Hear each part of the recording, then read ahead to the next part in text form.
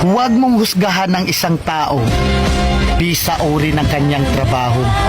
Katulong man yan, karpintero, basurero, o kahit ano pa ang trabaho, basta marangal. Dahil hindi naman batayan ang trabaho para respetuhin mo ang isang tao. Dahil ang buhay, kailangan natin ng diskarte para umasenso. Aanin mo ang diploma kung wala kang respeto sa kapwa. Kaya tayong lahat ay pantay-pantay lang. Tayong lahat ay may karapatang tratuhin ng tama kahit walang pinag-aralan. Tandaan natin, kahit ano pang kurso ang natapos mo, kahit ano pang diploma ang hawak mo, kahit mayaman o mahirap ka lang, lahat tayo kapag namatay, iisa lang ang titulong diplomang nakaukit sa lapida natin. Rest and peace.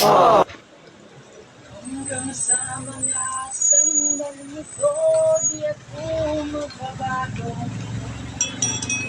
Taglay ko pa rin ng damdamin sa ating lumang litrato.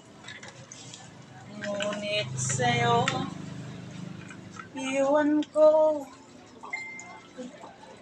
Ikaw ba'y